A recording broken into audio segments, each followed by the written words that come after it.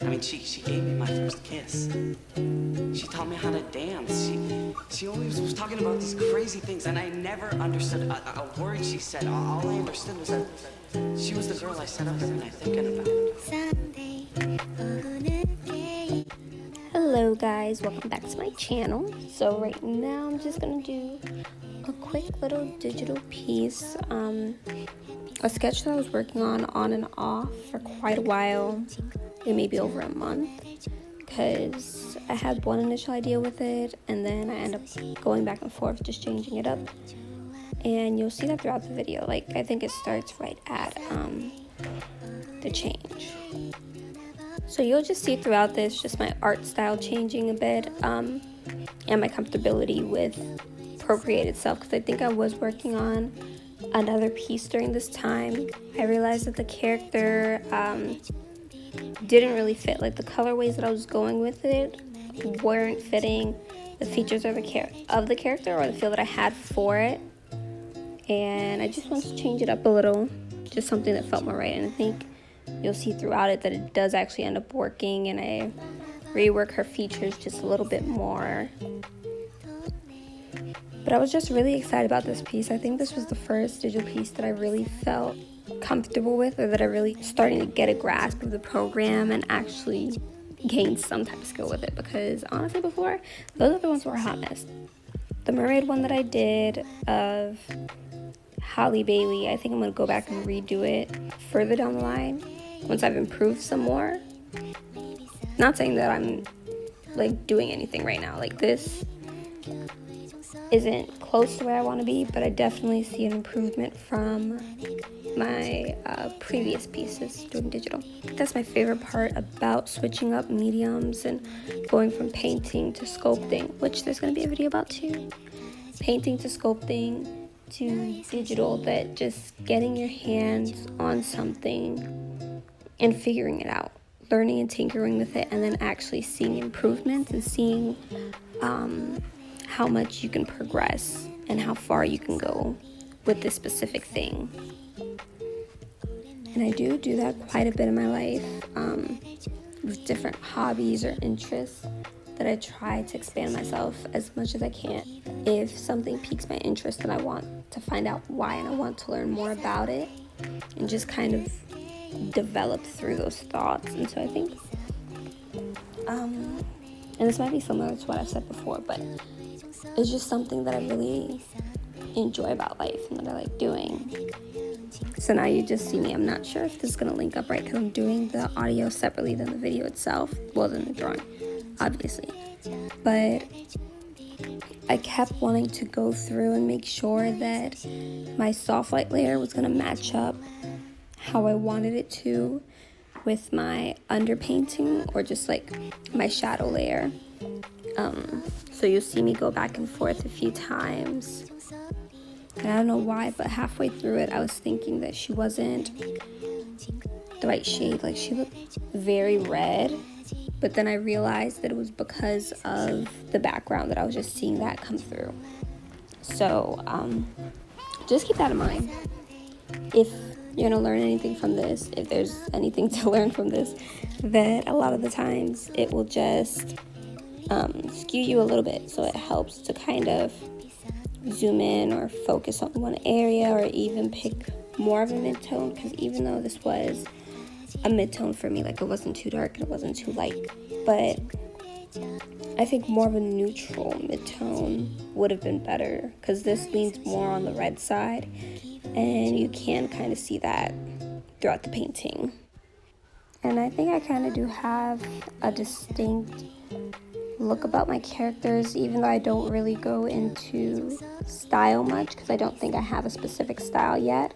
There are some characters that I like to do, like my kind of my bobblehead styles or the doll styles, but when I'm doing portraits or just stylized well, that's the same thing. So if I'm doing stylized portraits like these, I usually do stick to the same bushy brows, thicker lips, and discolored lips. Like, I really like when the top lip is darker than the bottom. I don't know why, I feel like I add something to it, but I just like the way it looks. And as you see now, I'm just trying out a few different things because I did get a few brush packs. And so I wanted to test them out and see how they would look here. And so one of the ones that I got that has been my favorite, and I've just been using it nonstop, is the Portrait Kit by Blue Satin. I don't know how to say it. Wow, killer. Okay, but they're by the artist Julia Razumova on Instagram. She's on YouTube too, and I loved her art so much. Like, she's one of the people who got me into digital art just because she makes it so she just makes the experience of it so amazing and something so tangible. So I went in, and her brush pack is really inclusive of a lot of face staples that you'll need. And if you guys want me to go deeper into these brush packs, just let me know. Right now I'm just going to do a quick overview for you just because it's not the focus of the speed paint. But the other one that I use is, there's actually two of them, I believe. Oh, maybe 4, 5. Okay, so just a bunch of the Teozi Pie free brush packs. Just because there were so many good ones, like the lip glitters and glazes ones, and then the eyes one. I think the eye reflection one is the one that I'm going to be using the most, just because it brings so much realism to the portrait without really having to do much. Like, it's so detailed while still being simple. So yeah, I was enjoying that. I also did get the hair one, the neonic hair. I didn't really use it in this one or the lash set, but I feel like if you do end up using them and they fit to your image, then they'll be really helpful. Because I basically just used the lip glaze one as kind of a guide to set it, because I'm so unequipped when I go to do lips. I don't know why, but I always either put too many smudges or not enough smudges. It just doesn't look right in my eyes. So I'm just glad that I was able to use that as like a template or like a guideline to go by when bringing some gloss onto the lips. So yeah, that's what we're doing. And I don't know about you guys, but I'm very big on my highlights, like in real life and on here. Even though I'm not really into makeup like that, I do enjoy how much light it brings to the face, the dimension that it adds. And the same thing goes for artwork. Once you add these highlights on, I like to add first a blurring highlight just to the general area, just to make it all even and kind of bring up the landscape of the face a little bit. And then the more detailed or like poignant highlights, very small and very faded within it, because I think it's those subtleties that really make them pop on their own. And just add just a fresh dew in this, fresh little dew on the face. So yeah, that's what I did with those.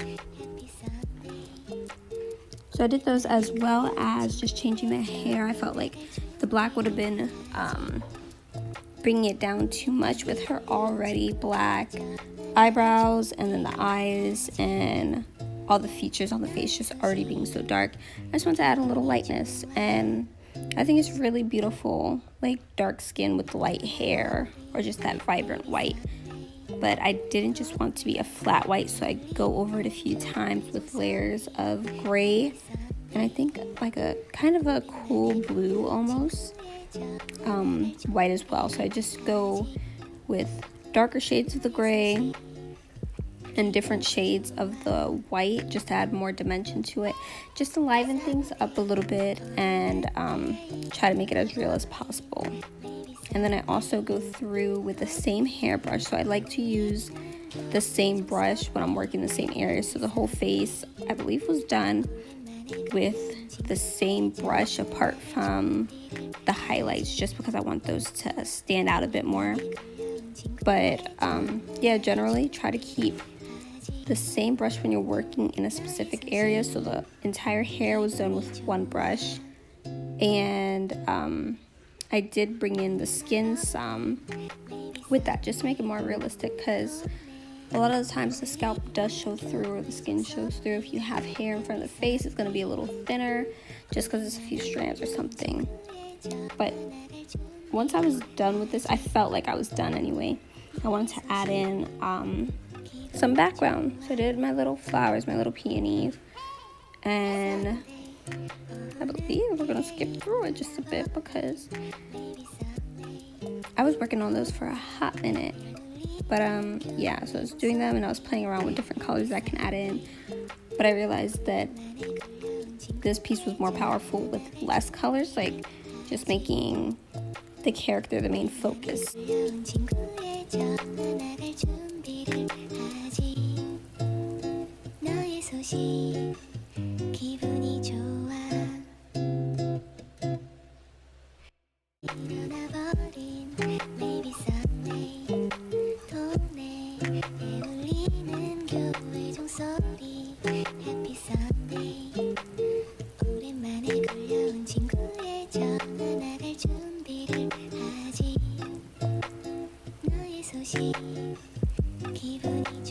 So I did that, and then I wanted to bring the flowers in even more, just make sure that everything was involved together and actually linking through. So I then just added little tattoos on her. Just brought those flowers down more. Oh, and more tattoos, more highlights. Okay, so that's what I did. So the general highlight, or like the final highlight, was done on a color dodge layer just to make sure that it was the brightest and that it added like a different hue on top of the face. And I think that really did help make it glow. And yeah, that's gonna be all from me. I just really had fun with this portrait. I love it so much. I think she came out so cute. And if you want to see me do more drawings like this, then definitely let me know. Let's have a little conversation, and I will see you guys in the next one. Bye.